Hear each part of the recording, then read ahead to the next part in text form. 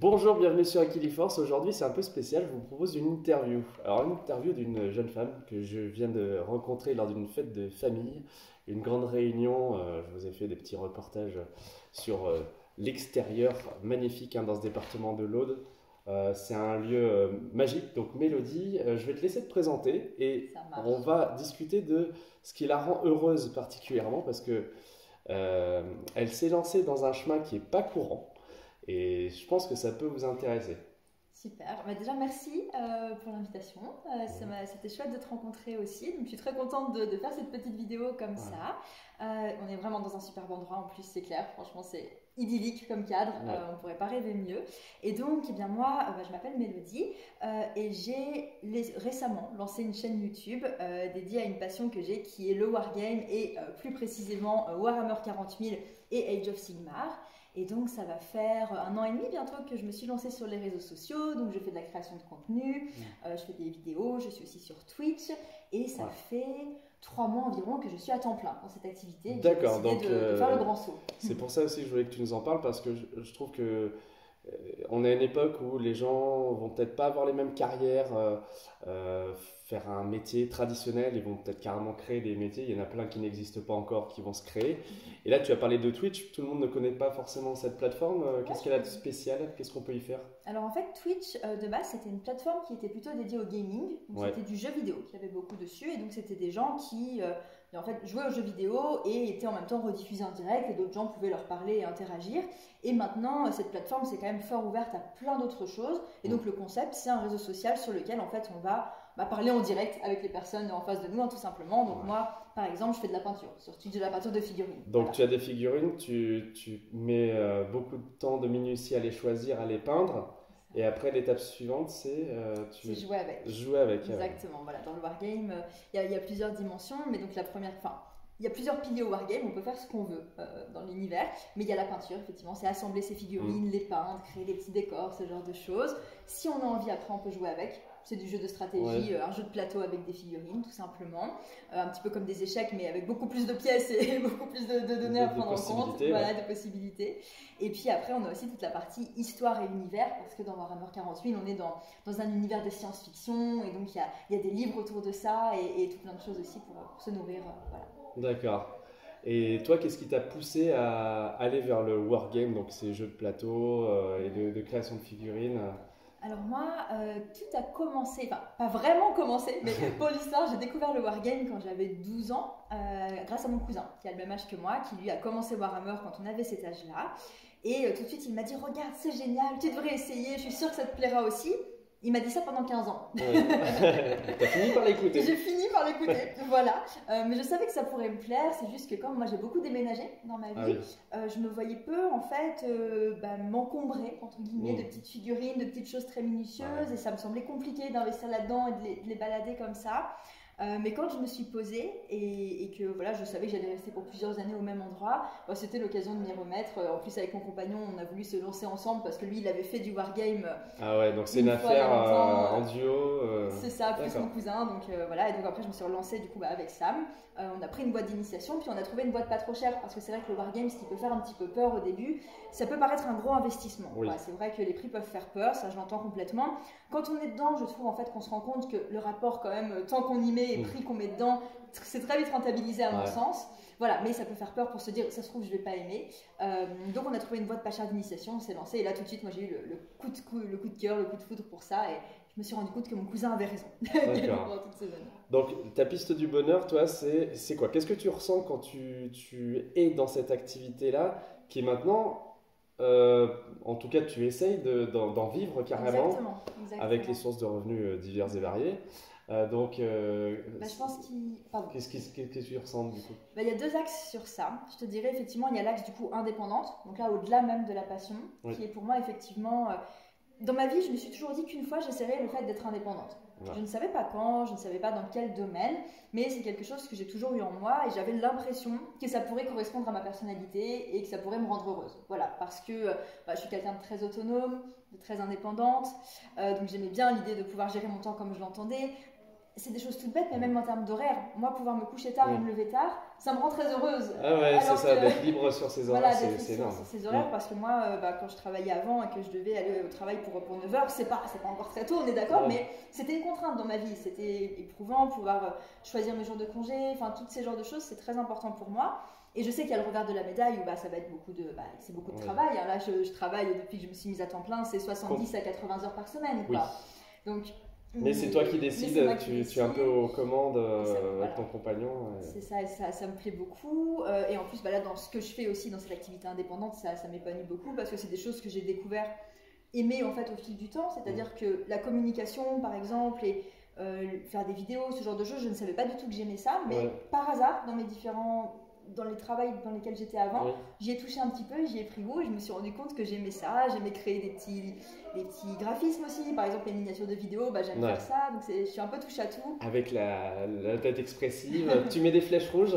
Pas des flèches rouges, j'ai des flèches roses parfois. Ah d'accord. Parfois. Alors oui, je voulais rebondir sur le fait que dans cet univers qui est un peu masculin, toi tu es une fille et est-ce que ça... C'est bien perçu, quels échanges tu as avec les personnes qui te découvrent comme ça et voilà, vous irez voir la chaîne, j'espère, de Mélodie, mais il y a une belle communauté, que ce soit sur YouTube ou Twitch, donc comment ça se passe pour une fille dans cet univers-là? Alors moi je suis arrivée dans l'univers un petit peu naïvement, j'avais pas pris conscience, je ne savais pas que c'était un univers très fortement masculin, je le savais pas, tout simplement, je ne sais pas pourquoi, et en plus quand j'ai commencé à regarder un petit peu, parce que moi j'aime beaucoup YouTube, voilà, par la force des choses, et donc forcément j'ai eu une nouvelle passion, j'ai été voir de la création de contenu autour de cette passion, et quand j'ai regardé beaucoup de créateurs et créatrices de contenu anglophones, côté anglophone il y a quand même beaucoup de filles qui font de la création de contenu, donc j'ai pas aperçu non plus tout de suite que en fait il y avait quand même beaucoup plus d'une population beaucoup plus masculine, mais donc je suis arrivée sans a priori mais ça s'est excessivement bien passé et jusqu'à maintenant tout se passe très bien et j'en suis très heureuse dans le sens où d'une part justement j'ai eu un accueil très positif et j'ai ressenti beaucoup de personnes qui me disaient enfin une fille dans notre passion ou ça fait plaisir, on veut voir plus de filles dans cette passion et on est content d'avoir aussi des représentations féminines, des filles aussi qui se sont identifiées, qui m'ont dit ça me fait super plaisir parce que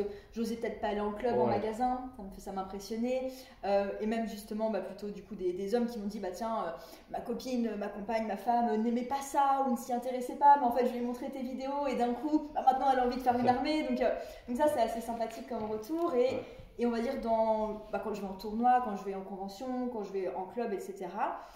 Il y a beaucoup plus d'hommes, mais j'ai trouvé l'environnement très sain jusqu'à ce jour. Alors, voilà, je dis pas, évidemment, je voudrais pas invalider des mauvaises expériences qui pourraient exister, parce que comme partout, évidemment que forcément il y en a. Mais pour ma part, j'ai vraiment, je trouve qu'on a une super communauté et je suis très heureuse de ça. Donc voilà. Ouais. Et puis tu parles de communauté et on parlait tout à l'heure un petit peu d'indépendance financière. Tu as, notamment sur Tipeee et sur Twitch, des personnes qui s'abonnent. Du coup, ça te fait des revenus qui te soutiennent dans toute l'énergie que ça prend. Et puis le fait d'être indépendante, donc c'est très précieux ça. C'est ça, c'est très précieux. Et on a vraiment cette chance, je trouve, au sein du Wargame, ce qui existe évidemment dans d'autres communautés, dans d'autres endroits. Mais là, je le ressens très fort. C'est-à-dire que la communauté est hyper soutenante, hyper engagée. Moi, j'ai lancé une chaîne YouTube. J'ai pas des millions d'abonnés, j'ai pas ça. Mais voilà, il y a un soutien qui est là. Et autant en termes d'engagement sous les vidéos, donc des commentaires, des likes, les gens sont là sur Twitch aussi maintenant, ils passent leur soirée à discuter avec moi, c'est quand même assez fou. Et en plus, financièrement aussi, ils sont prêts à soutenir ça. Et en fait, je sens que les gens sont heureux d'avoir ce divertissement et d'avoir cette représentativité aussi, cette représentation de leur passion et sont prêts à le soutenir. Après, je pense qu'il y a aussi le fait que, comme on a parlé un petit peu hors caméra, le hobby, c'est quelque chose qui, même si on peut s'y retrouver pour pas cher, il y a beaucoup de gens qui dépensent beaucoup d'argent dedans. Et qui sont, je pense, en même temps du coup prêts aussi à dépenser de l'argent pour soutenir des personnes qui font vivre la communauté en fait, tout simplement. Bien sûr, on adore toujours avoir des infos, des nouveautés sur des domaines qui nous passionnent. Donc je vois, par exemple, moi sur la photo, quelqu'un qui va acheter un appareil à 2000, 3000, il y en a même jusqu'à 5000 euros, il va peut-être récompenser ou apprécier et soutenir quelqu'un qui fait du contenu sur ce matériel, sur comment l'utiliser au mieux pour éviter de se retrouver un peu démuni. Et c'est ça aussi, si tu proposes autant de contenu, autant de présence finalement gratuite, je trouve que c'est un juste retour des choses, un bel investissement aussi. Et on avait une réflexion aussi sur le terme de niche, puisque, on va dire, en marketing, attention, je ne sais pas si c'est bien un mot, mais en gros, quand on réfléchit à un projet, là, c'est vraiment un projet de vie, un projet professionnel, il faut quand même le cibler. Alors moi, Equiliforce, c'est tout l'inverse. C'est au début nature, cuisine, bien-être, c'est très différent. J'ai un peu resserré l'éventail, mais on va dire que ce que tu fais, c'est parfait si un jour vous avez une passion, que vous voulez essayer de la monétiser, même en revenus complémentaires. Bien sûr, bien sûr. Donc toi, tu es sur un marché de niche. Voilà, c'est quand même assez confidentiel comme public, mais finalement, c'est des gens qui sont très engagés, qui sont passionnés. Ça change tout, et ça, je pense que si vous avez envie effectivement de vous lancer peut-être sur les réseaux sociaux ou ce genre de choses, de ma petite expérience, je dirais que bah oui, il vaut mieux être dans une niche avec peut-être, enfin, vaut mieux. Disons que, pardon.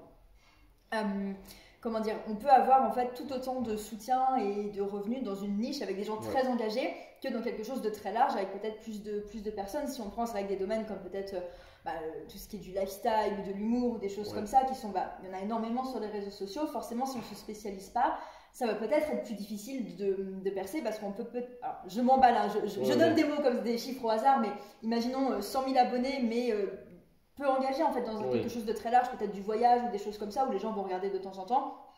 Je pense que potentiellement on peut moins bien s'en sortir que une niche avec 10 000 abonnés parce qu'il y a énormément de soutien. Moi je parlais même en termes de marque, c'est vrai que comme on est dans de la niche, j'ai de la chance aussi d'avoir des marques qui me font confiance, qui tu as des collaborations, très spécifiques, quoi. Ça va être des marques de peinture, ça va être des revendeurs de figurines, etc. Chose que je n'aurais pas du tout si demain j'avais 10 000 abonnés mais que je faisais du voyage. Je ne pense pas qu'un hôtel me contacterait pour me dire, et peut-être que ça existe, mais en tout cas. Oui, ça existe. Mais... Après, l'idée de restreindre un peu la concurrence ou d'être une des premières filles dans la sphère francophone à faire ça, c'est sûr que ça te permet de te distinguer et de creuser ta propre voie, parce que c'est ça, quand on est passionné, je pense que toi c'est le cas, tu vas regarder plein de vidéos, de tutoriels de différentes chaînes et chacune a sa couleur. Moi j'ai fait ça, tu vois, j'ai lancé une chaîne sur le basket, je vous en ai parlé, je crois, ça s'appelle Le Seigneur des Arceaux, parce que j'adore depuis les années 90 le basket, notamment américain.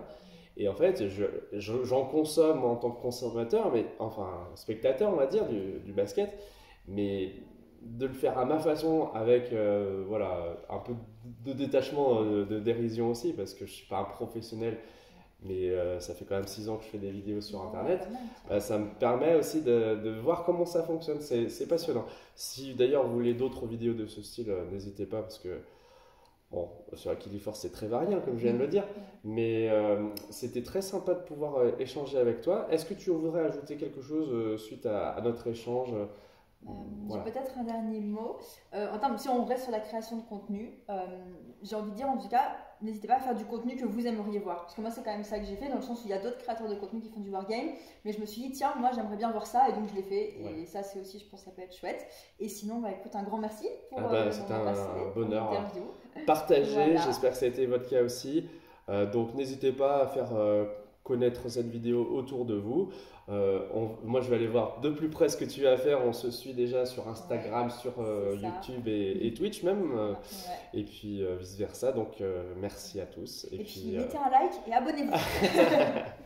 Ouais, mais c'est important. C'est des gestes gratuits que vous faites comme ça. Et puis peut-être que moi aussi j'ouvrirai ma page communauté Tipeee pour avoir un petit peu de soutien. Ouais, non, parce que mine de rien, on se rend pas toujours compte aussi du travail qu'il y a derrière les vidéos. C'est vrai que c'est beaucoup de temps aussi. Donc voilà, petit like. C'est ça. Merci à vous.